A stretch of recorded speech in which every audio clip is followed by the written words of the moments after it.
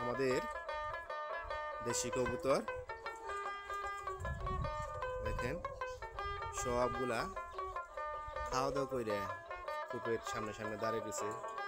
কিছু আছে গাছের মাঝে, অনেকগুলা।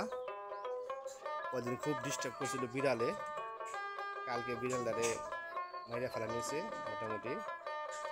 খালি যে নিচের খুবই থেকে বাচ্চা নিয়ে গেছে বিড়াল।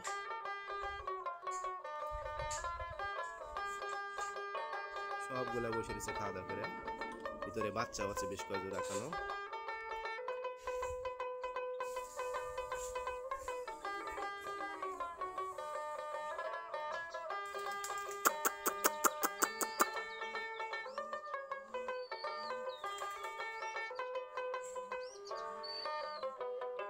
সাদা কবুতর বেশি আছে মোটামুটি। দেশি কবুতর সবগুলা, অন্য জাতের কোনো কবুতর নেই, সবগুলাই দেশি।